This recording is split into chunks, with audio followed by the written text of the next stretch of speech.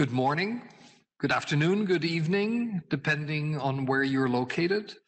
Welcome to the December version of Berlin Talks, the December installment of a discussion series involving a panel of experts commenting on current events. We are going to have a discussion tonight about migration and its intersection with the pandemic crisis of this year in particular.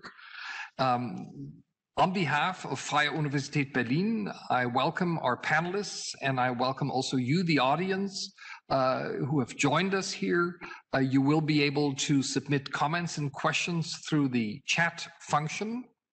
The event is being recorded, but your identity as audience member will not be part of that. So that will be unknown. You will be anonymous as member of the audience, although you can again submit questions and comments. So in the course of the event, you don't have to wait till the very end. The Berlin Talks project is a project of two programs at Freie Universität Berlin. The FUBiS program, Berlin European Studies.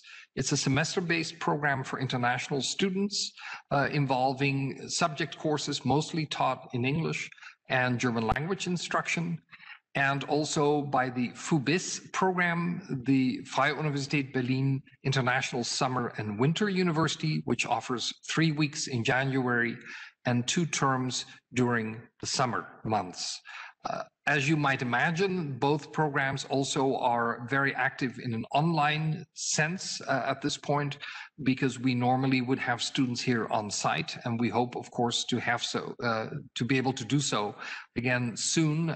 But at this moment, we offer many things online. If you go to our websites, fubest.org and fubis.org, you will find more information about our various online offerings. So tonight we are going to have a discussion about migration and about the pandemic.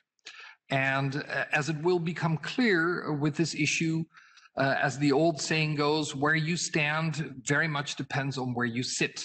That is, we will have people present different perspectives because they come at this issue from a different angle. We are hoping still to be joined by Nicolaus von Peter, whom I will then introduce later. He will be representing the European Union Commission, and he is scheduled to join us. So we'll await his arrival, so to speak, in this event. And then we have a German, broader national perspective of the issue, a local Berlin perspective, and a perspective focused on the media, because they, after all, play a crucial role in terms of where people get their information. So let me introduce the panelists that are already there tonight. I see that Herr von Peter has joined us. Good evening as well. So let me introduce for our audience the 4 panelists. Professor Margaret Lunenburg is Professor of Journalism at the Institute for Media and Communication Studies at Freie Universität Berlin.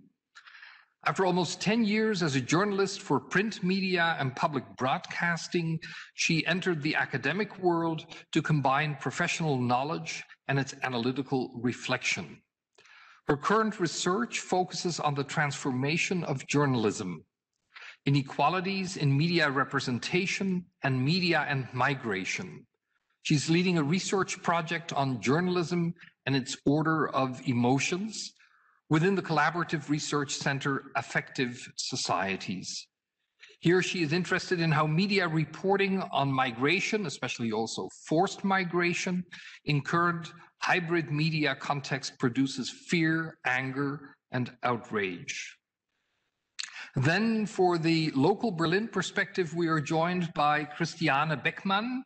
She is CEO in the Citizens Association Moabit Hilft, Moabit Helps, a local initiative in one of the central sections of the city that seeks to assist refugees and asylum applicants in Berlin in a variety of ways.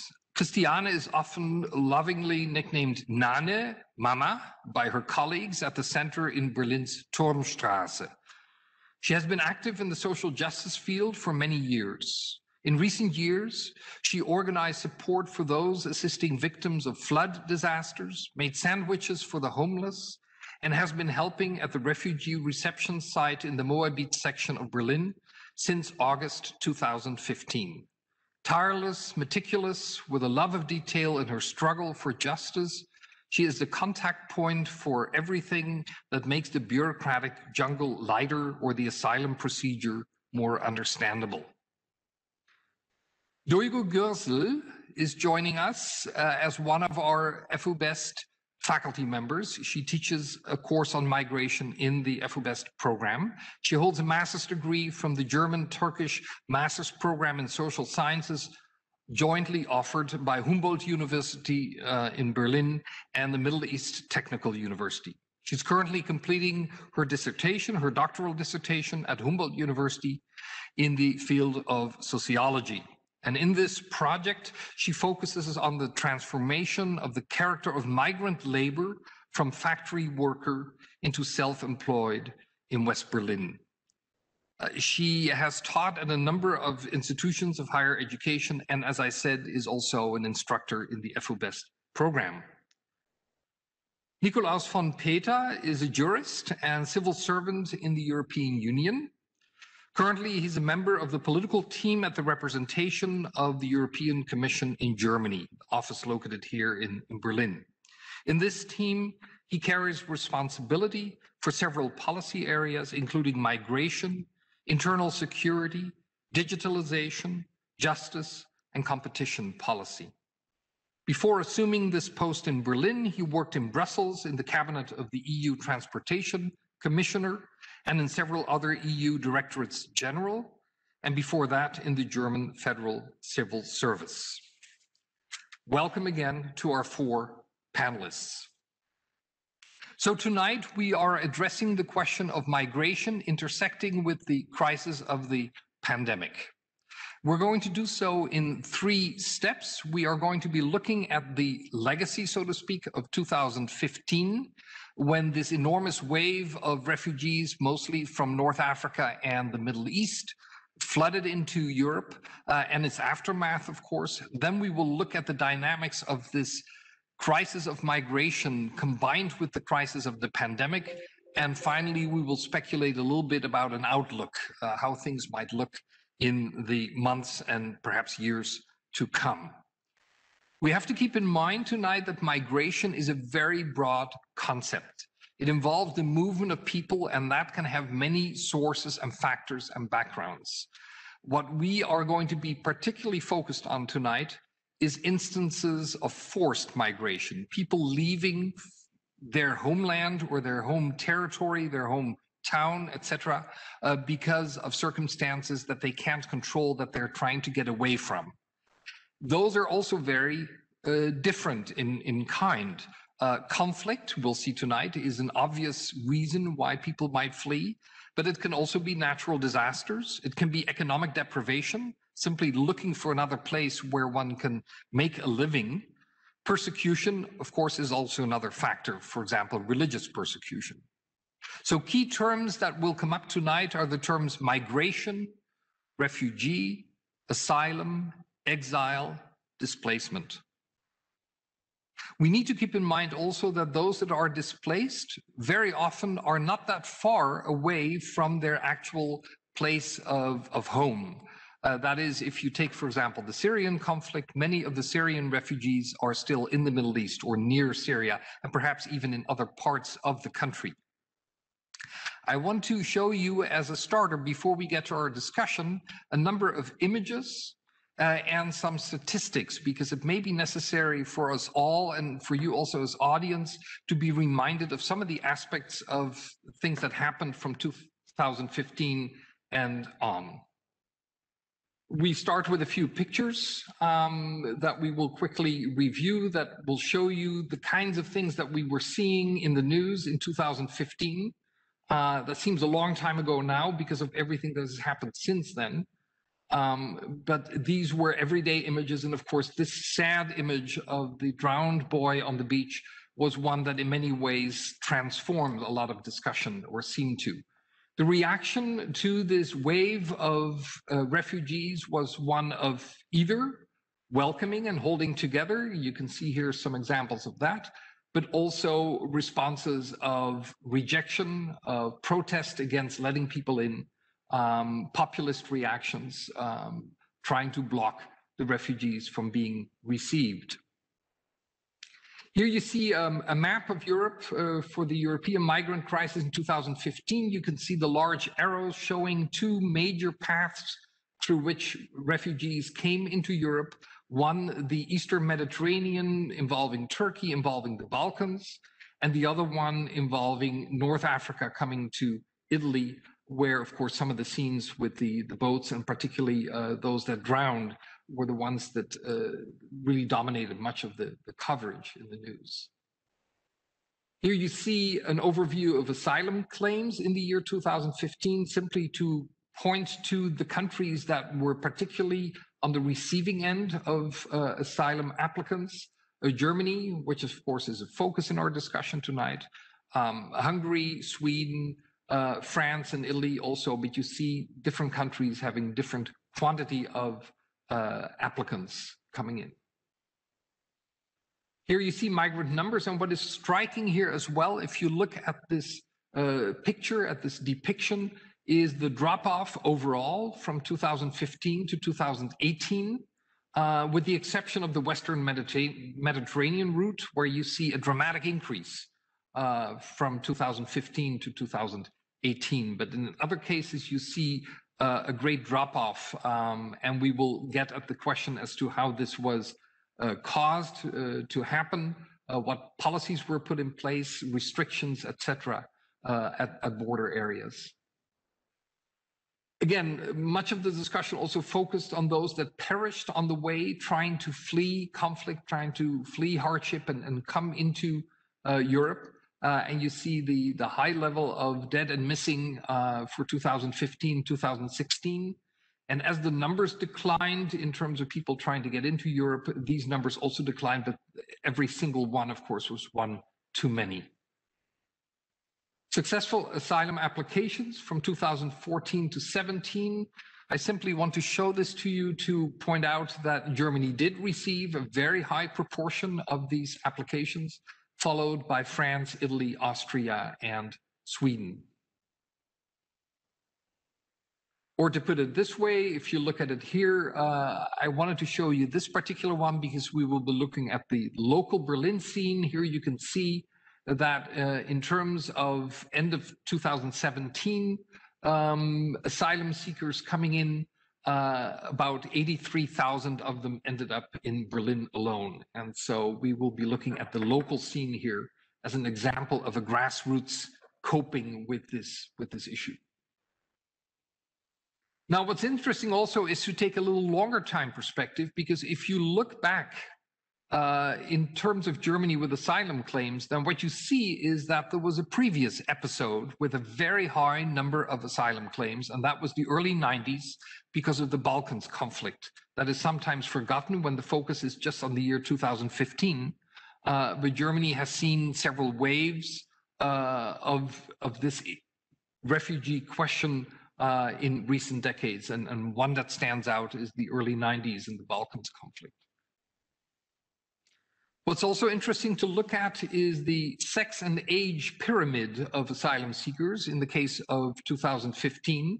And what you see there is that there is a very high percentage of asylum seekers that are male rather than female, and also that the age pyramid shows that it's particularly those in middle age brackets, not so much the elderly and not so much in large numbers the younger ones, but clustering especially between 18 and say 40 or so.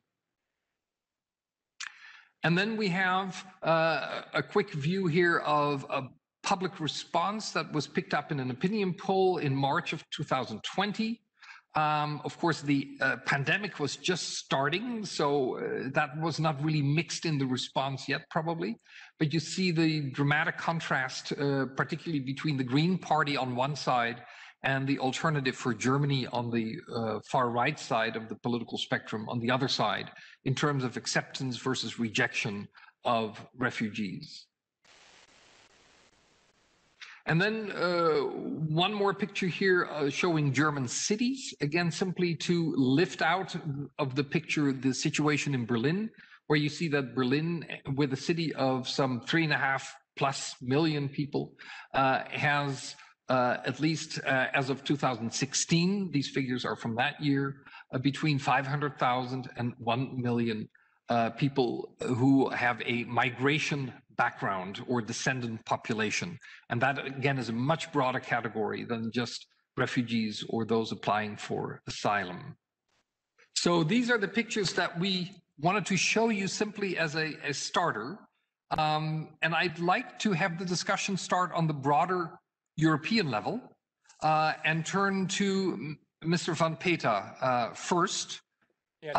We want to start today with the historical background of 2015 and the years after that. Yes. We'd like to hear from you, since you can offer us a European Union perspective, a view of this issue as the flood of refugees appeared on Europe's doorsteps. Now looking back, how did the EU try to cope with this? What worked, what didn't work, what were the problems? Was there a tendency for countries to go the national route rather than to come up with a European solution? What was a European solution supposed to look like at that time? How did that transpire from 2015 until the point we get to the pandemic? Maybe you can give us a bit of a sense from a European Union point of view. Yes. It's a long story, and I have to put the focus on something, and I may miss out important points, because all perspective matters, and perspective on this particular story of European integration is a very different one depending on who is telling the story. I think if you look at it from the perspective of the member states who had to who witnessed, who felt a stark increase of arrivals, of people coming to the shores of Europe, they would tell you a story of being completely out of control, of not being able to cope with this situation. Already before, did they mismanage or weren't they able to manage arrivals very well? People come into their country, but well enough. But in 2015, as you said, perhaps I wouldn't talk about a flood, but about many people that effectively arrived and very suddenly. That was the big difference to the years before. They had no capacities in place, and they're still grappling to deal with what is not the same situation in terms of arrivals, but in terms of people who have not found a place yet in Europe, returned yet. That's a situation which we must understand, that the arrivals have gone down dramatically.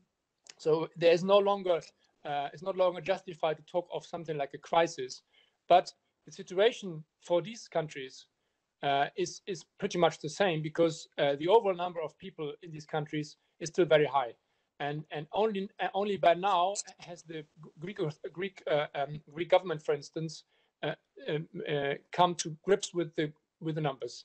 Also thanks to a lot of support from the European Asylum Agency. We have almost 900 people from European countries recruited by that agency, EASO, on Greek soil, and in fact, the backlog in asylum applications has been cleared almost completely. But so we're now at a point where we can see for the first time a moment where we have some sort of relief, where we can, which is a good moment to discuss the asylum package, which is now on the table, the migration asylum package. But this is only one perspective, and I have to say that these member states, and this is not only Greece, it's also Italy, and it's a different story. Malta, they have more in common because they have been very often the destination of ships of search and rescue vessels, and very often did they have to respond to these vessels at the short notice, that's a different situation, that situation that Greece faced, which is more of a constant income and constant flow, which is linked to the different migration routes people are coming. So some of the member states have received a lot of support. Greece alone has received more than 2 billion euros, 2 Milliarden Euro, in the last 5 years. Other member states a bit less, but constant support from the European Union in order to improve their capacities, and support from member states. And there I'm thinking more of Italy and Malta and others who have accommodated people rescued at sea and have then been helped to find a new home for these people. And there particularly Germany has played a role.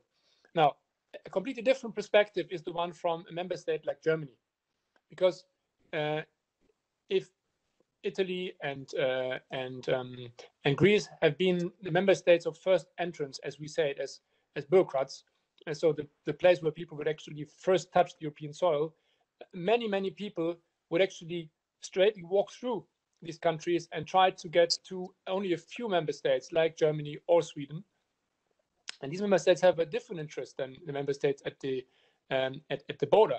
There is this main issue of secondary migration, which is this what I've just described, that hardly anyone arrives at the German shore, because there is no such shore any longer in a Schengen area, in an area with common external borders.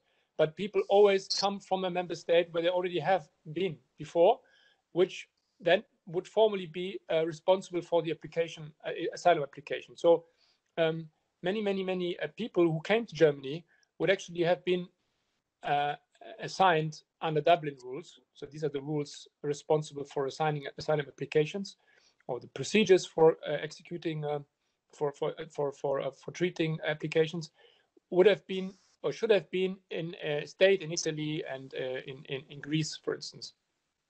Now the interest of Germany is now to minimize the secondary migration.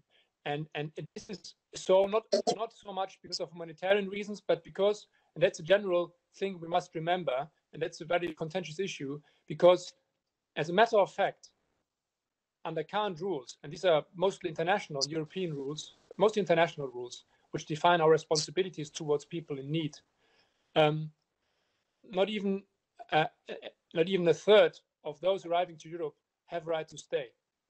And if you now extrapolate this to the numbers of people coming into Germany, many people in Germany would need to return. But return is very difficult once they're here for different reasons. So the German government has now, for the last years, had one petitum, one important demand, which is to reduce secondary migration. That's an important something important to understand if we, during the discussion, come to talk about the Commission proposal, which will put on the table in September.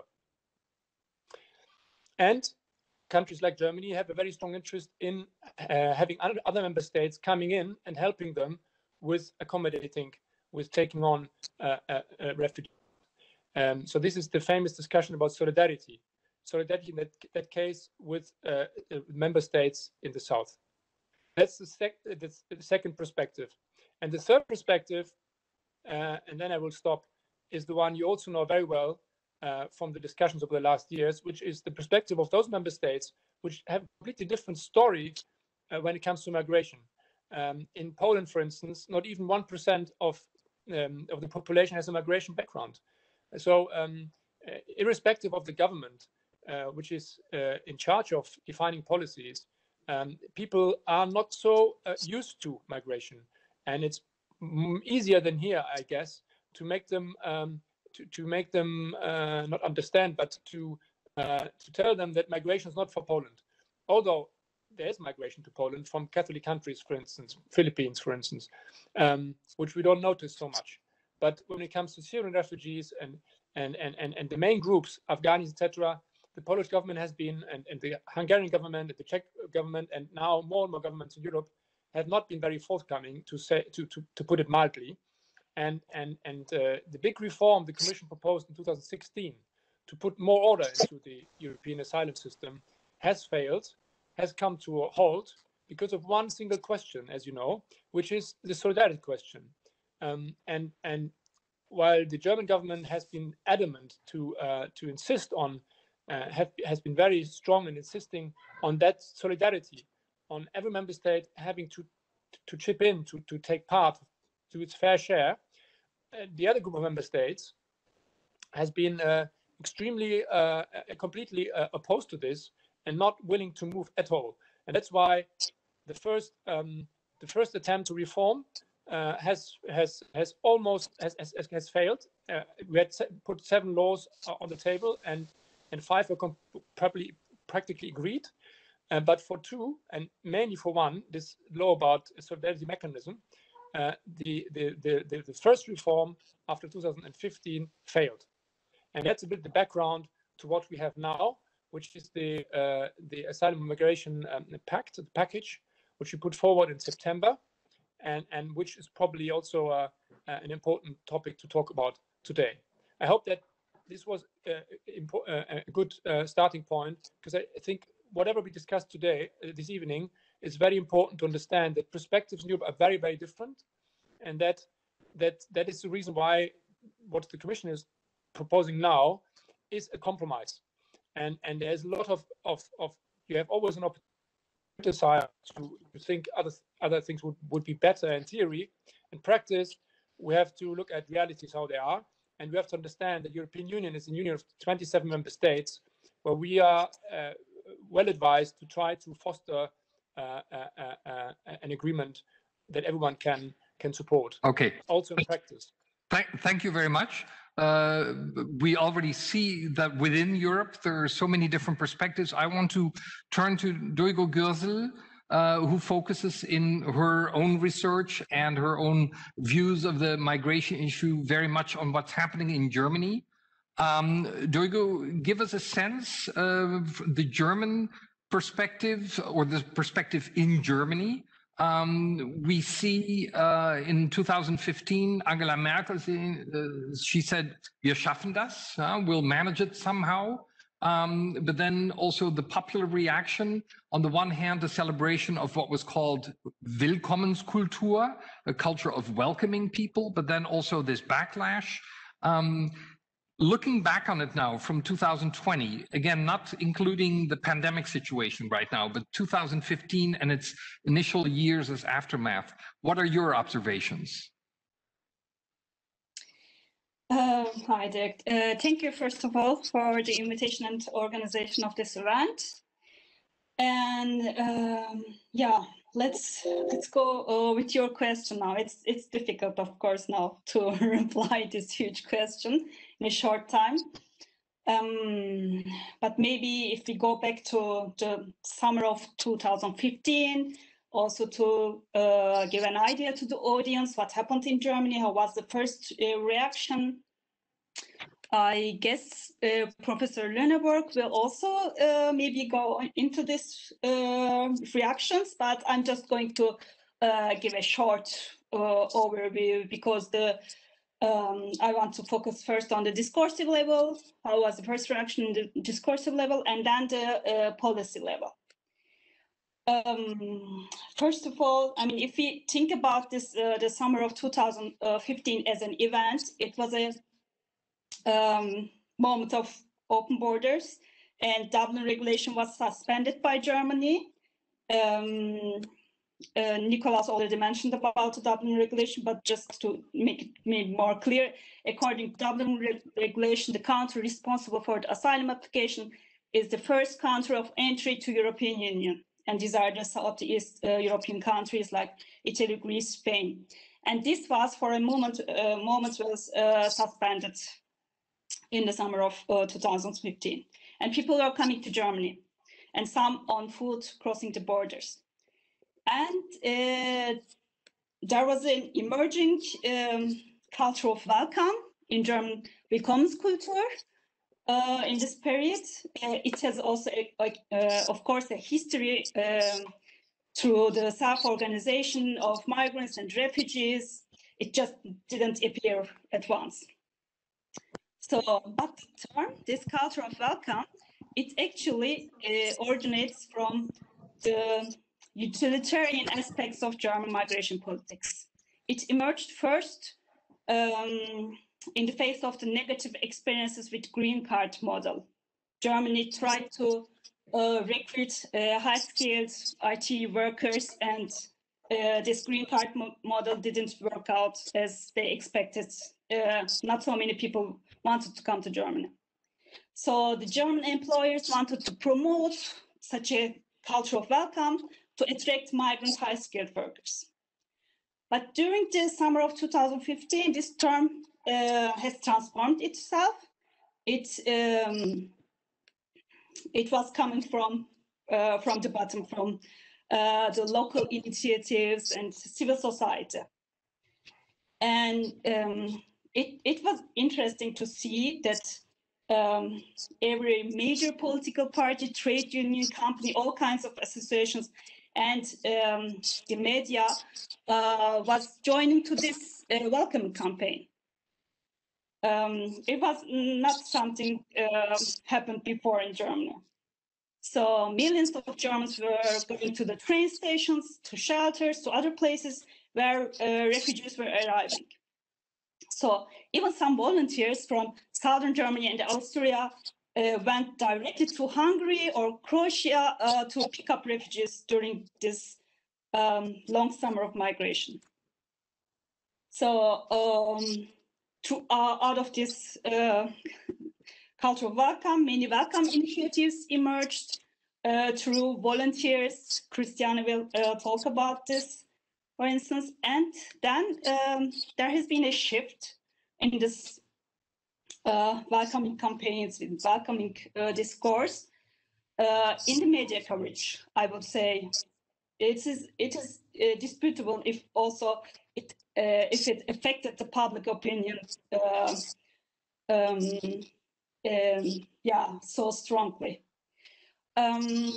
It was the media coverage with the sexual assaults by allegedly refugees in New Year's in Cologne.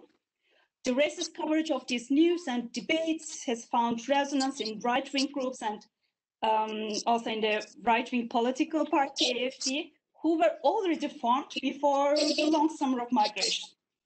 And these debates led also to that this political party became more stronger. So if we look at to the debate on the migration and integration politics, we see there a very polarized debate. I mean, there have been especially two strong groups. One is pro-migration, and the other is anti-migration attitude. And the pro-migration attitude has been dominated by neoliberal ideas of migration, taking the economic utility of migrants into focus. And the anti-migration group has been dominated by nationalistic ideas and racist ideas, seeing migration as a threat, and who stand for securitization of migration politics. So when we look at the policy level, what changed after 2015, we see that these both polarized debates found resonance in the policy making. So, I mean, there were like also policies, pro-migration policies and anti-migration policies happening. Maybe first the anti-migration politics of this nationalist and right-wing agenda, how it has been realized. There has been changes in the asylum law. I mean, it has been further dismantled, so to say. It has been tightened, restricted. It was already started to get dismantled in 1993, as Dirk showed in this graphic, during the refugees coming from the Balkan Wars. And it continued with this dismantling of the asylum law. Some changes, there has been, for instance, limitation of family reunification, asylum seekers and safe countries of origin list have been expanded. Roma and Sinti from Balkan states are now considered as coming from safe countries of origin. Or there has been an accelerated asylum procedure, which doesn't mean necessarily a positive thing. And there has been an orderly return law, these like legal measures to facilitate deportations by increasing detention. And a new downgraded status, for instance, Duldum Light. It applies to persons with unclarified identity. It criminalizes in this way asylum seekers who doesn't have the identity with themselves. And if we look at to the neoliberal attitude and pro-migration supporters, they also got in a way what they wanted. It happened through the easement regulations in the integration of asylum seekers. So there has been a change in the integration law. The asylum seekers were not able to work, and through these easements, they are now eligible for integration program, which means they can join to language classes and work permit, but not all of them. It leads to another phenomenon of the new migration asylum politics. I mean, it was already stratified, but we see more stratification. It applies only to asylum seekers with good prospects. So there has been a new administrative category, Bleibeperspektive in German. So asylum seekers with good prospects of staying can enjoy this integration program, can go to work, can get German language classes. And maybe shortly, what does it mean, this prospect of staying? It means asylum seekers with good prospect of staying, asylum seekers from a country with a high recognition rate, or for whom a resilient outlook for the asylum application to be successful. So it is based on nationality. And currently these are people from Syria, Iran, Iraq, Eritrea, and Somalia. And the other asylum seekers are excluded from these programs. And maybe also important, there has been another new law. This is the new labor immigration law. It also happened just before the pandemic started. I guess it was in March this year. And according to this new labor immigration law, now the skilled workers who have a vocational training certificate can also migrate to Germany. So it was not the case since the guest worker program. Only the high skilled workers who had a university degree could migrate to work in Germany. Now there's this also a new labor immigration law, and these happened through these pro-migration neoliberal pressures on the politics. There are like many problems, of course, coming from these reforms, but I'm going to cut it short and maybe summarize this post-2015 policy changes. It meant, on the one hand, further dismantling of asylum system, tightening of the asylum system, the stratification of refugees according to their countries of origin, and on the other hand, opening the country for labor migrants, and thinking asylum seekers also in an economic utility sense. which draws it away from the humanitarian protection. Okay, I would like to move to the local perspective and then to media. I know we have some longer opening statements here. That's okay, because we're looking really at several years of policy. Christiane Beckmann, just to round out the descent from Europe through Germany to the local scene, tell us a little bit more about Moabit Hilft, about Moabit Helps. That came about just a few years ago, perhaps also in this context, and what the local experience has been. Is there some way you can summarize some of the essential experiences for us? Yes, thanks for having me here today. Moabit Hilft started as a neighborhood initiative, and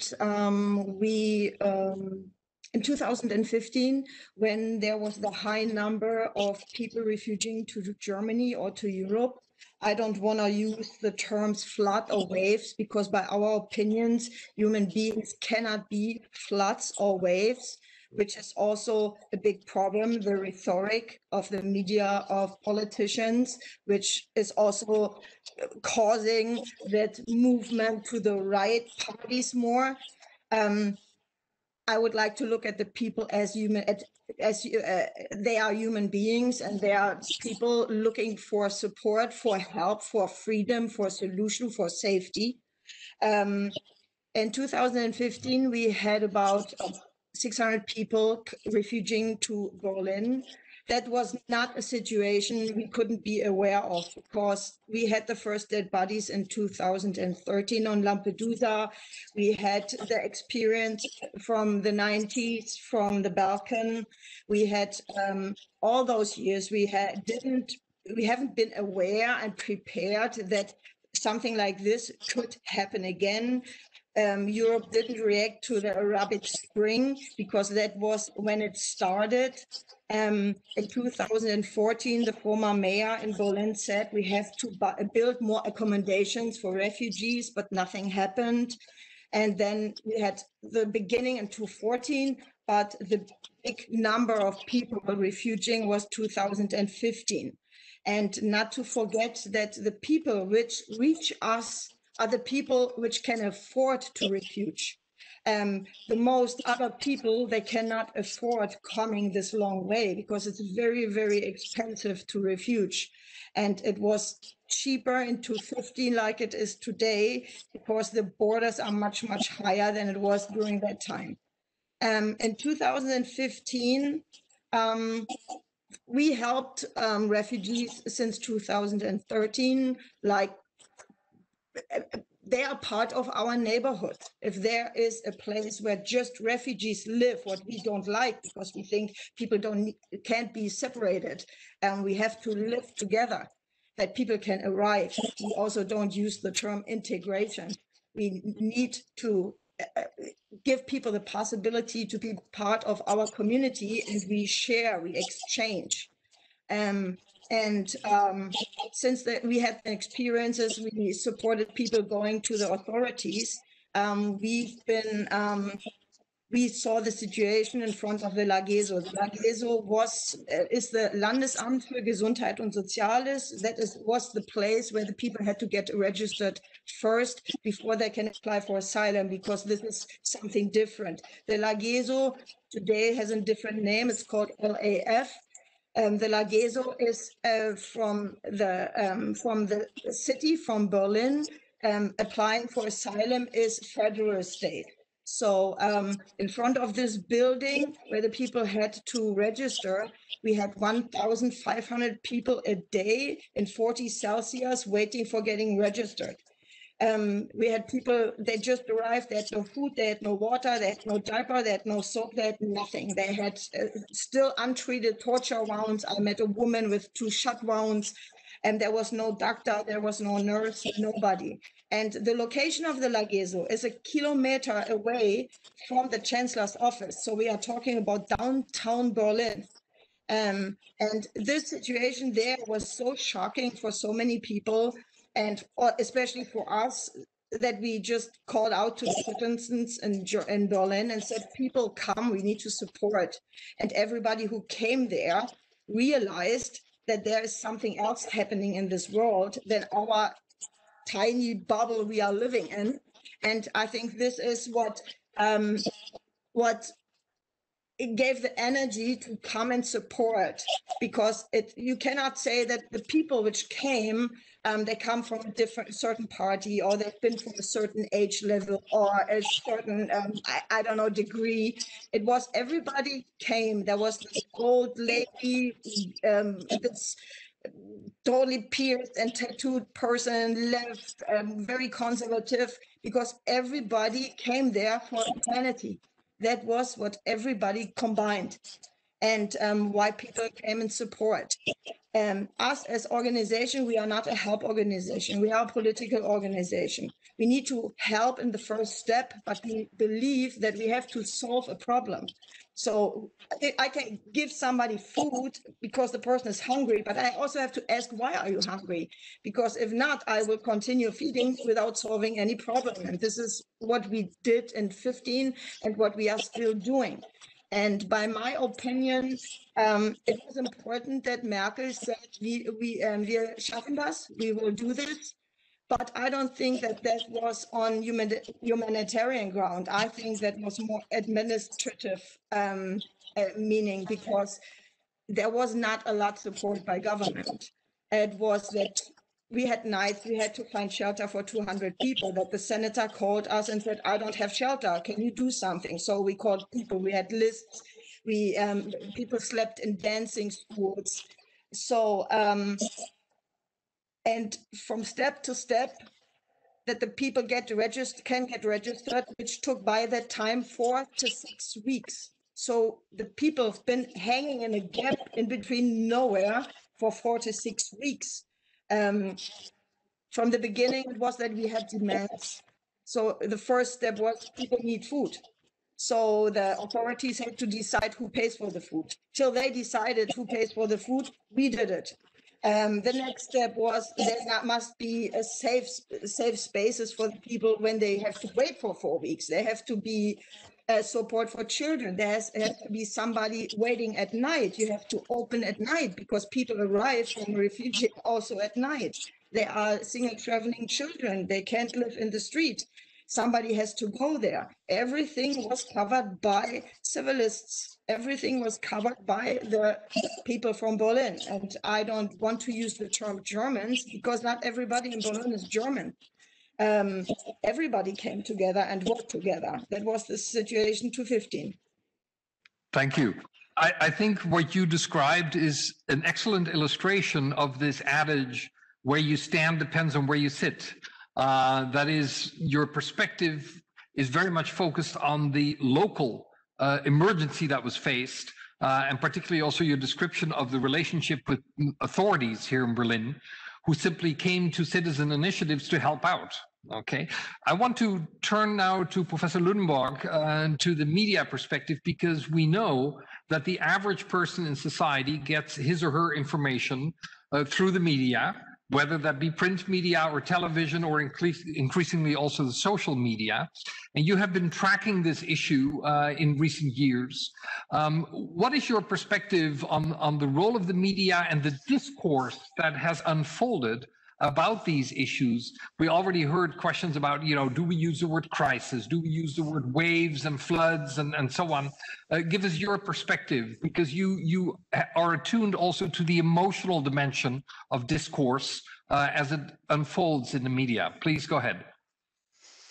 Yeah, thank you for having me, and thanks for having the chance to respond to the others, because I think all the three perspectives we've heard about until now are deeply entangled with media. So all kind of European politics, I think all of us only know by the media. So news media cover the newest decision-making or failure of decision-making. That's the way we are informed about that. But knowledge about how to support people, how to give aid to those who need it. So all these very hyper-local activities are deeply organized via media themselves as well. So I know that Moabit Hilft and others used apps or used, of course, digital networks to organize their help. And the way we are aware of shifts and changes in politics in Germany, of course, rely heavily on media as well. So I think even in our discourse right now, we could see how media using, well, metaphors like flood, having these images seen, how media influence all of us very deeply. So the way we think about migration, the way we think about forced migration is deeply based on visuals, on narratives we have all learned about via the media. So I do research on media and migration for a long time perspective. So we do have a long tradition in Germany of having migrants coming there as working migrants at the very beginning. And in communication studies, we try to follow up that. So what do we know about the way media, which means legacy media, the news media, cover migration issues? We can see a very long tradition that migration is covered mostly with a negative bias. So migrants causing problems, migrants pushing into society and being some kind of imagined threat to our wealth, to our social security system, to maybe even the labor market. So the way, the moments when migration becomes a topic in the media is either in context of threat, criminal issues, threat to the labor market, threat to the economic system. If we distinguish men and women, we can see when media cover women migrants, it's more about the topic of, well, they need to have some care, they need to have some help. So they are more the passive actors who need the German institutions to give them support, partly even support within their own community. When we look at threats against women, or the German perspective that the equal rights for men and women are fantastically prepared in Germany, but not in other countries. So focusing on these inequalities is a very traditional media topic there.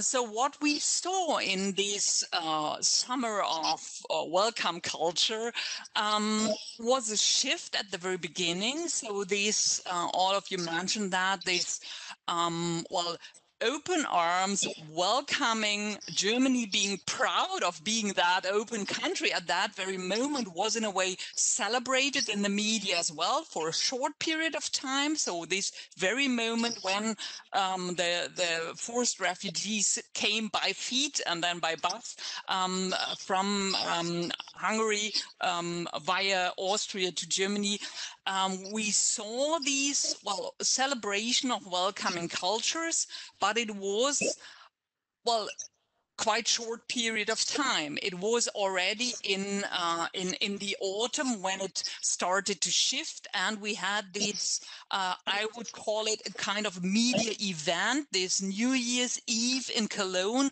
was produced as a media event, as a shifting point where this threatening Muslim young men offending our white German women, their bodies, this really produced a turning point. And all these shifts and articulations are deeply based in the way media produce these images, produce these rhetoric, produce narratives where this narrative of solidarity, of the need for help, of an open country existed for a period of time, but then was pushed back towards this more rational reflection. Other European countries need to go in front, so Germany can't manage that on its own. So we do have these very personal individual stories. You showed the visual of the young boy dad at the beach. There has been a strong ethical discourse on that. Still, I think it is it has to be considered whether it's really necessary and useful to show this visual as well. It's a horrible thing for his parents, of course, for the boy who doesn't live anymore. So what do we do when circulating these visuals? So these single stories telling the course of refuge and the course while crossing the Mediterranean Sea have been told as well. But what we saw, and these were the very first images we saw here, we did analysis of some visuals there, was a mass of bodies in a very small boat, being too much. So we saw the perspective, the photographers traditionally had the perspective of either the security staff waiting for them or the police people waiting for them. So looking from a distance to them and not showing single human beings, but showing a mass of bodies coming there. And these images, and we know this rhetoric of the boat being full already has been established in the early 90s. You told that story of higher number of refugees down in Germany as well. So it was Der Spiegel, a very well-reputed news magazine in Germany, which used this image already in the early 90s as a cover visual. The German boat being too full and not having enough space for others coming there. So we know that media are intensely not just reflecting images and terms that are produced in politics, but produce them themselves. And as you mentioned, we're now analyzing the emotional connotation of these. So these emotions of fear, of threat are heavily produced, but as we have heard just before, based in an intense engagement of civil society members, emotions of solidarity, of support, are circulating in digital media as well. And we have some international research on that as well, that this notion of solidarity is intensely circulating via social media. But we do have a strong polarization there, having these contrasting emotional connotations of discourse. Thank you very, very much for this overview of the media perspective. Now, there is, in what you presented, the observation that there is this, and also the others presented this very much, this undercurrent of the sense of threat or challenge that's posed by the alien, the different person that comes in, and so on. That was already happening, and that is an older issue that has been around for a while. And it came face to face with a pandemic this year, with the situation, a public health crisis, where there's a defensive, perhaps nationally oriented reaction to want to close off borders, of course, no travel even for one's own citizens, lockdowns and so on. And that starts to interact with this question of migration. And so I would like to start with the Berlin perspective, then go through the Germany perspective with Duygu, and then back to Europe, and then I'll come back to you, Professor Lunenburg. So let's start with Christiane Beckmann. How has the migration issue for Moabit Hilft, and just generally in Berlin, in your perception, played out this year in the context of a public health crisis like this pandemic? What has that added to the mix of issues that you've had to confront with the organization and in your daily work? I think Corona has exposed lots of lacks in basic infrastructure, and especially for refugees. We have to remember that there is a lack of language, there is a lack of being part of community, so there is a lot of isolation. And it is difficult on every level. If you have it in the Kita, You have the kids at home. The parents maybe don't speak enough German. So the kids lose the touch for the German language. I have a lot of kids, they had to stay at home for 4 weeks, for eight weeks. They start losing the language again. With school, there is a big gap because children live maybe in an apartment with the parents, then they are isolated. Maybe they live in one of the camps in Berlin, and we have more than 100, where they have maybe support from social workers, or they live in a camp, 6 people in one room. They don't have the internet access. They don't have the equipment. So how are they doing the homeschooling? There is no support for this from the parents for the children, because the German is definitely not enough for homeschooling. We have the work part, the unemployment, or they lose the Ausbildung, the vocational trainings. Also, vocational trainings is important in asylum processes for people with the Duldung. They cannot lose this because that could cause the loss of staying in Germany. The German classes, they close. People don't have access to internet, so they can't work on their German skills. They lose the German skills. They sit at home with the family. They maybe just speak Dari or Farsi or whatever language. So they lose this again. So it's on so many levels. We have homeless refugees, because they went in the undercover, they are illegal because they don't have the access to know their rights. So you can't get a grip on those people. We have to close. And we are one of the few organizations in Berlin which have an open house. You don't have to make an appointment, which is for a lot of people another step to make an appointment. If you can just go somewhere, it's much easier. So we have to close now. It's the second time it's the third time now that we close. People don't have access to the organizations because they have to accept their paperwork for the job center or for the lab. They can't have the access to the internet. Because also from the Ausländerbehörde or other pages, they are not in enough languages. So it's just maybe in German and English, but there's no Farsi, Dari or Arabic. They don't know where to go, who to call. It's very, very difficult for the people, very difficult. Okay. Now, in terms of the civil society aspect, is that an aspect that's under pressure because of the pandemic? Is it more difficult to get volunteers because people are staying at home? They don't want to get engaged, involved. How has the civil society dimension of it in terms of the Berlin population, German and non-German, helping out? How has that been impacted by the pandemic for you in your everyday work?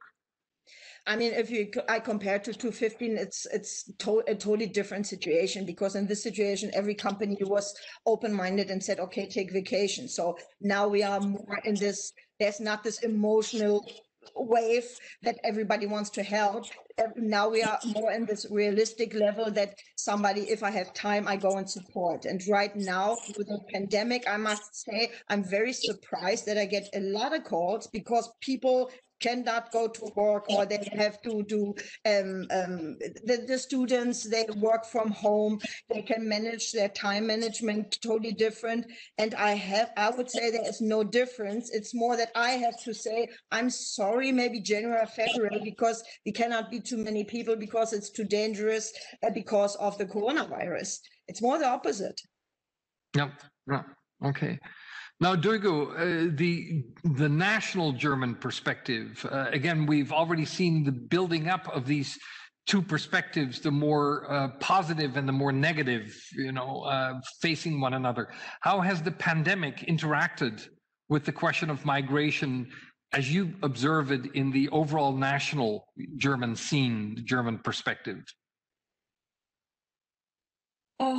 Well, maybe to start with, the appeal of the government to stay at home sounds very privileged when we think of it from the perspective of migration, because these questions emerge. What is when my home is not safe, or what is when I have to go to my systematically important but precarious and badly paid job and doesn't have the luxury to stay at home and do home office. And it becomes clear to be able to stay at home and that your home is safe is a very class, race, gender-based privilege. And if you look at the situation through this pandemic, the already existing inequalities and the problems in this migration politics become visible and also sharpened. And one of the first things we saw about the living conditions in the large-scale shared accommodations of refugees, for instance, this became also visible. As also Christina told, these accommodations do not only lack sufficient space to practice social distancing or to follow the hygiene rules, but also have been very problematic because of the living conditions and the violence that refugees have to experience. Especially women refugee organizations have been fighting for a long time for the abolition of these shelters. As the COVID-19 outbreaks started in these shelters, the measures taken were not national measures. They were mostly taken individually, and it was mostly about quarantining the whole shelter. So when there was one case detected, 500 people were suddenly in a quarantine. And it's limited the freedom of residents, and it limited their access to legal consultation for their asylum claim or to mental health services or to education. And although no national measure has been taken regarding this subject, these scandals moved also the political agenda in some cases. For instance, in the city of Potsdam, it's a close city to Berlin, they passed an agreement to gradually abolish shared accommodations for refugees and asylum seekers. And if you look at the deportations, at the beginning of the pandemic, these were suspended. However, it began again at the end of May already. And the Dublin case deportations to other European countries start again in July. And if we look at the political actors in the last integration summit in October this year, these political actors, including our chancellor, accepted that especially migrants have been particularly badly affected from this corona crisis. On the one hand, language courses, consultation, and other integration offers have been cancelled during the first lockdown. And now they're trying to make it digital. On the other hand, because the migrants work in jobs in which they have a high risk to get infected, or in jobs they have a high risk to lose their jobs in such a crisis. So the solution offered during this summit was mostly about the digitalization of German language course and consultation services. However, this solution doesn't resolve the structural inequality that underlies the problem. So the question, why are migrants and refugees particularly badly affected by the pandemic in Germany?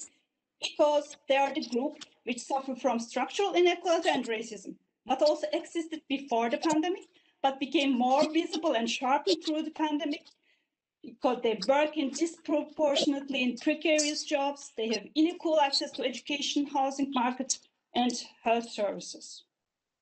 And we see this also clearly when we look at the migrant labor. Through this pandemic, migrant labor and the precarious and exploitative conditions became more visible. It became visible that there's a high percent of migrant workers in the systematically important jobs, so jobs that keep the infrastructure going, but whose working conditions are very precarious and exploited. So there were two scandals. One, there were many scandals, but which I'm going to mention. The first one was about harvesting season of asparagus. It was at the beginning of the pandemic. Asparagus is the German's favorite vegetable. So as the migrant workers from East Europe couldn't come because of the closed borders, first suggestion of the Minister of Agriculture was to mobilized asylum seekers to harvest asparagus. As this appeal was faced with a critic because to use a group of people who are normally not allowed to work in order to harvest asparagus is pure exploitation. So the government organized charter flights to bring the migrant workers from Eastern Europe to harvest asparagus. So their precarious working and living conditions have been also visible for a while during this period. The other scandal was about the meat plant workers. They also made the headlines. Their situation after COVID-19 outbreaks took place in meat slaughter, processing houses, and in this meat industry, there's a high percent of migrant workers from Eastern Europe who work in precarious employment conditions, like through subcontractors and so on. So what is positive there already in May 2020, the government started to talk about a legislative initiative against outsourcing and subcontractors in the meat plant industry. So although this draft legislation has lost some important aspects, it is still going to take place, and the meat plant industry, to a certain part, will not be able to have subcontractors. So it is a step for a better and working conditions for the meat plant workers. Okay. So, yeah. Okay. Nicolaus von Peter, we come back to the broader European perspective with you. Migration, the question of refugees, is still a live agenda item. There may be fewer coming, but there are still some coming. The pandemic is something that countries are very much grappling with on a national basis. There are some attempts to come up with a European response, also in this public health field. What is the current state in the European Union when it comes to the intersection of these two issues? We hear how this is happening locally. We hear how this is intersecting on the national level in Germany. Where do you observe the intersection of these two issues on the European level, in European councils and so on? That's a very good question. I think that we have indeed a European. We see that Europe as a whole is affected, not country by country, but Europe as a whole is challenged. We've seen this in particular in the first response that member states took when faced with an unprecedented situation. And we, as a Commission, we already in January we had proposed the first measures, and we were in fact better prepared than many member states. But as it went, then I mean, the way member states reacted was in a way understandable, because some of them were not prepared and they didn't listen to what the Commission was already saying to them in January, to be very frank. But I think we, after the first shock, which basically expressed, which was the effect of member states closing their borders, member states thinking in the first place of themselves, not sharing medical equipment, and some other cases which were a bit deplorable and regrettable. I think we then went to a more coordinated approach, where the Commission played a facilitator role and a role to coordinate different measures at European level. And to be very honest, I have not thought about the intersection yet between the two issues, because the impact of the pandemic on migrants is felt mostly at the national and at the local level. So what Hugo Gürsel said and Christiane Beckmann is what we very much observe throughout Europe at the local level, in particular, where people actually live.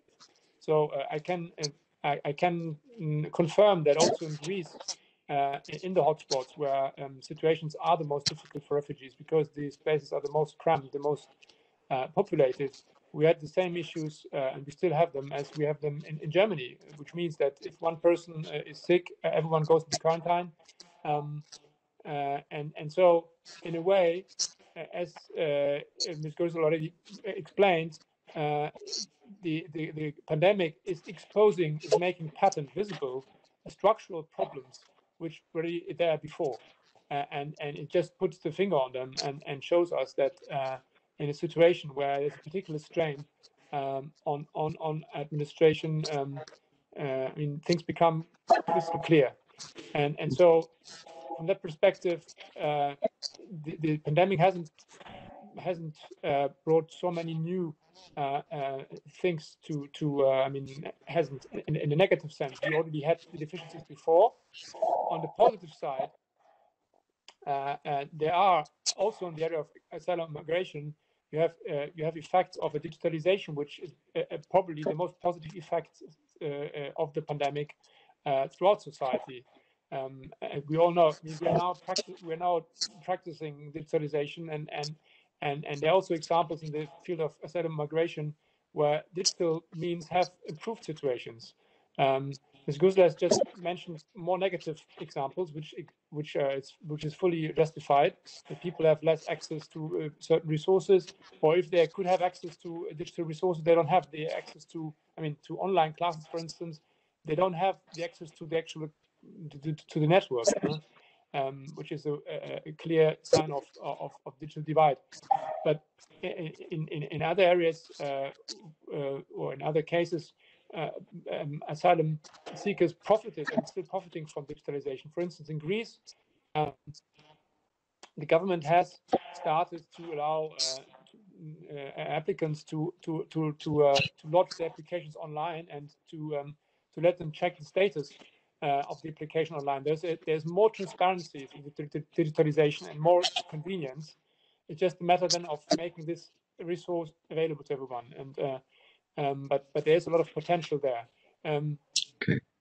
The second effect, which is also interesting, it's completely unrelated, but while I was listening, I was putting it on paper, is the effect of the lack of physical meetings. And this time it's a negative one, negative effect. I mentioned the difficulty of finding an agreement on asylum and migration law at the European level.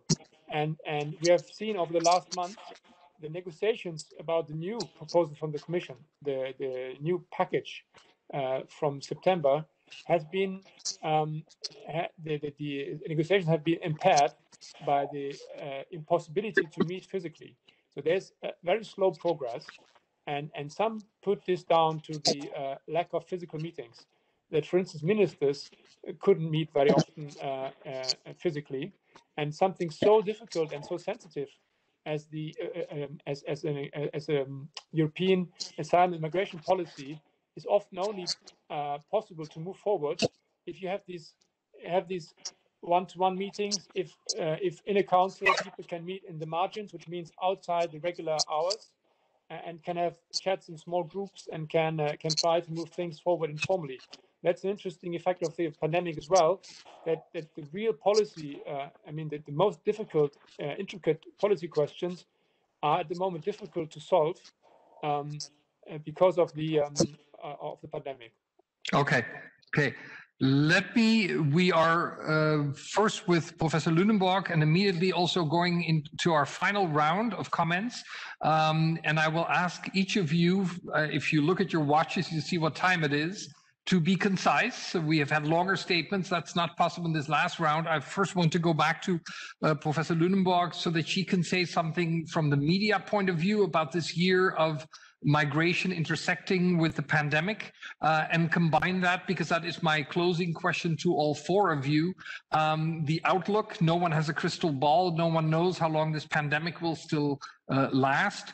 But what it is from your particular perspective that concerns you the most for the year 2021, what concerns you the most and where you have the most hope. And unfortunately, I have to ask you to be in both areas quite concise. Professor Lunenburg, we go to you first. Yeah, it will be short. Just as a comment to Nicolas, we can see right now that Ursula von der Leyen and Boris Johnson are able to meet and to meet quite often. So seems to depend on what is on which kind of pressure whether real meetings are made available. So focusing the media perspective, I can really make it short. We see with Corona a single issue public, and we see this single issue public for months now. Normally we do have a news cycle of around 2 weeks, having a issue coming up and being discussed heavily and then fading out of the news. And now Corona well, I think during summer it has shifted a little bit, but for months now it's the very, very top topic. And all other events are, well, fading out of public reflection. So I think the fire in Moria was to all of us this horrible event where out of sudden, for a short moment, everybody was looking out there and in a way, well, shocked by all the details to be seen there. But they are still there. But media doesn't look at them that intensely. Thus, Corona, of course, pushes all the other topics at the periphery. To look into the future, of course, well, I'm not sure whether 2021 will already be the fundamental shift. Of course, my worry is a very basic economic one. As we are aware of the money that is spent in Germany, that is spent in Europe, but that is spent worldwide as well to somehow, well, dealing with this crisis.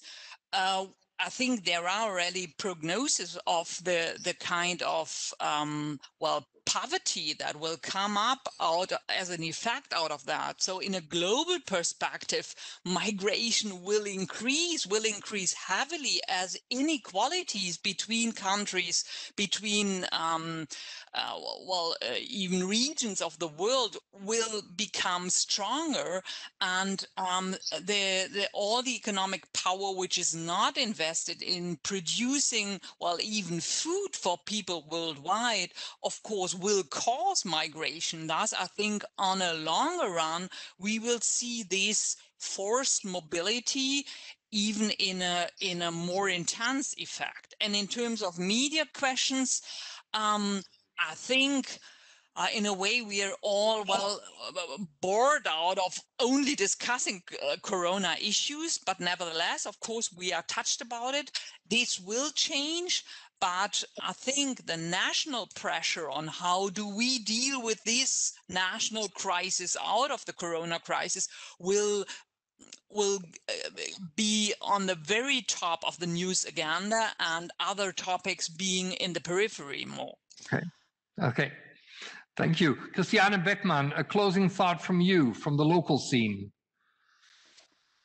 It is difficult to stay just local because people or refugees here in Berlin have separated families, and they have a lot of family members on Chios in Bulgaria, in Hungary, in wherever.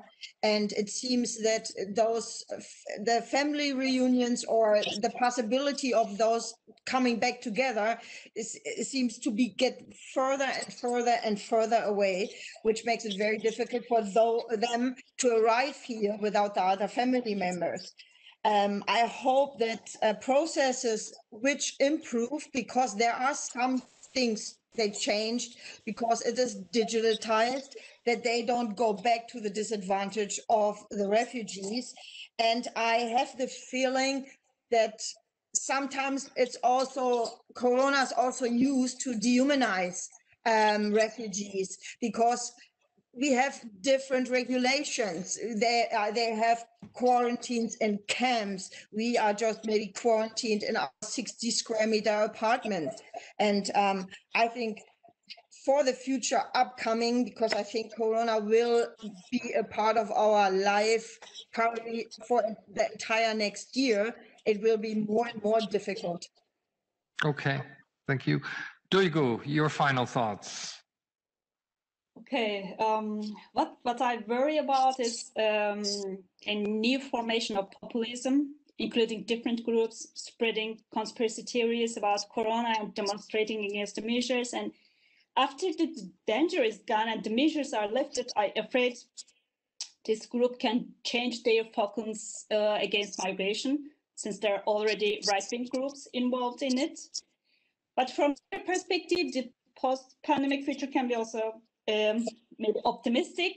For instance, through the corona crisis, we saw that certain things are possible as long as political will is there, like certain regulations against the poor working conditions of migrant workers.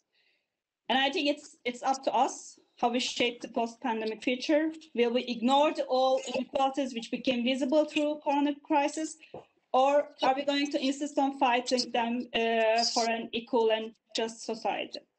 Okay. And a closing word from the EU, from Brussels, although sitting in Berlin. Yeah, it's just me, not the EU.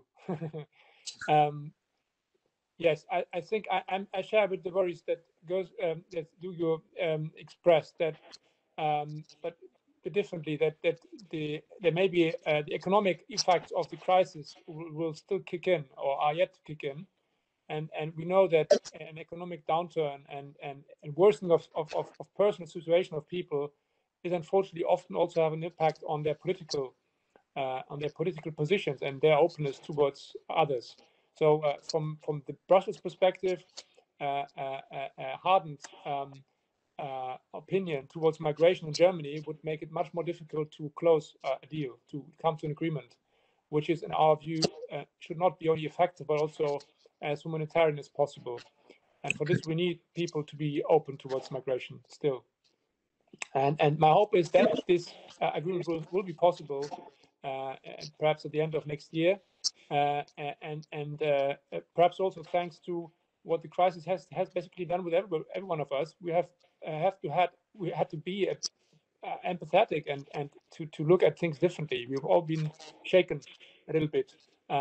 We are now doing something completely different than we did perhaps a year ago. We have new practices. We know new things, and this has perhaps stimulated our imagination. And more imagination is always good for empathy and for understanding other people's needs. And yes, and that's my hope, that the crisis will perhaps worsen people's situation, but will have stimulated their imagination and their ability to put themselves into other people's shoes. Okay, that's a very hopeful perspective. We're not quite ending with that, because one of the things, of course, we have not had is the voice of those fleeing, of refugees. And we are going to close with a brief 5-minute film from a poetry slam, where I will say some concluding things after we've seen this. Hinter uns mein Land. Alles, was ich bin, wurde dort geboren. Alles, was mir Heimat war. Der Bolzplatz, wo wir als Kinder spielten. Das Lächeln meiner ersten Liebe. Der Apfelbaum bei uns im Park und der kleine See hinterm Berg versteckt. Der heiße Tee auf dem Blechtablett. Faltige Geschichtenerzähler, Lachfalten zieren ihre Gesichter. Quatsch machen auf dem Rückweg von der Schule nach Haus. Nachts warten, bis die Eltern schlafen und dann wieder raus. Das quietschende Fahrrad meines Bruders, die Gedichte Nerudas und der Geruch von nassem Rasen. Radios, die gequälte Töne, trotzdem wir Melodien raustragen. Das Singen meiner Schwester am Morgen. Meine Mutter. Meine Mutter mit ihren ständigen Geldsorgen. Und ich weiß nicht warum, Marienkäfer. All das war mir Heimat. All das war mir einst Heimat. Aber ich konnte nicht mehr bleiben. Hinter uns der Krieg, das frische Grab meiner Eltern. Der letzte Erdkrumen rollt noch ab, hat seinen festen Platz noch nicht gefunden. So frisch ist meine Trauer und nix ist verarbeitet. Ich konnte nicht mehr bleiben. Man sprach von uns als den Todgeweihten. Unsere Leute in Züge gezwungen, die im Rauch der Loks dahingleiten. Unsere Türen zertrümmert, Schaufenster in Scherben. Unsere Eltern verängstigt, Geschwister geschunden und grausame Nachrichten von Freunden. Denen, die noch da waren. Die meisten waren verschwunden. Man konnte nicht mehr bleiben. Keinen weiteren Tag mehr. Der nächste Schritt in meiner Stadt ist der letzte Schritt in meinem Land. Und der schlimmste Schritt dann auf dieses rostige Boot.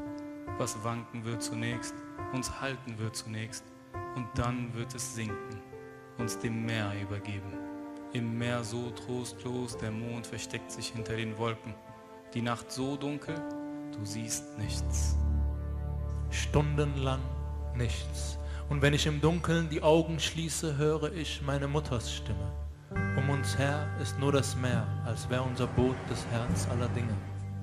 Ich öffne die Augen und blicke Richtung Himmel. Gebete sind unsere Segel. Rettungswesten werden den Rest übernehmen, nur die Hoffnung können sie nicht tragen. Ein Mann schwimmt auf mich zu. Hier, nimm du, ich schaffe es nicht mehr. 1 Jahr ist er alt und Basim sein Name. Der Vater gleitet aus der Weste ins ewig dunkelblaue. So wurde ich das erste Mal Vater. Im Meer also, per Übergabe also. Der Mann aus der Weste gab mir sein Erbgut als Erbe. Im Exil angekommen habe ich schnell gemerkt, die wichtigsten Wörter sind Aufenthaltsgenehmigung, Entschuldigung und Danke. Im Exil angekommen sah ich eine Familie nach langer Zeit vereint, wie der Vater vor Glück wimmert, still und aus tiefstem Innern, mit all der Scham eines Menschen, der selten weint. Ich folgte der Familie Schritt für Schritt, aber nur mit meinem Blick. Im Exil angekommen, aber die Heimatserde nimmt man an den Fußsohlen mit. Denn ich bin von dort und ich habe Erinnerungen. Ich bin geboren, wie die Menschen geboren werden. Ich habe eine Mutter, die mich liebt. Und es bricht mir das Herz. In den Briefen, die sie schrieb, sehe ich, wie ihre Hand inzwischen zittert. Wenn ich nun Heimweh sage, sage ich Traum. Denn die alte Heimat gibt es kaum. Und bleiben wir hier, werden wir wie der Strand. Nicht ganz Meer, nicht ganz Land. Und bleiben wir hier, werden wir wie der Strand. Nicht ganz Meer, nicht ganz Land. Im Exil angekommen heißt mich ein Herr willkommen. Das andere Herr hisst mir fremde Fahnen. Manchmal spürt man die Liebe, manchmal spürt man den Hass. Dir schauen sie aufs Kopftuch, mir in den Pass. Aber sei ihnen nicht böse, Habibi, vergib ihnen. Sie vergaßen die Liebe, sie vergaßen die Bibel. Wünsch ihnen den Frieden, im Gegenteil, zeig's ihnen. Wir sind Stehaufmenschen, reiß uns die Beine weg und wir gehen auf Händen. Reiß uns die Beine weg und wir gehen auf Händen. Machen das Beste aus unserem Leben, bis unsere Leben enden. Und wer weiß, vielleicht kehre ich eines Tages heim und es wird nicht alles verwandelt sein. Vielleicht sehe ich unseren alten Apfelbaum oder den Bolzplatz hinter rostbraunem Zaun. Und ich umarme meine Geschwister und ich küsse meine Mutter und das Glück beißt seinen kleinen Zahn in mein Herz. Mein Name ist Ahmed Yusuf, Vater von Basim, und ich bin Flüchtling. Ich bin aus Syrien geflohen. Mein Name ist Daniel Levy und ich bin Flüchtling. Ich bin aus Deutschland geflohen. Das Jahr ist 2015. Das Jahr ist 1938.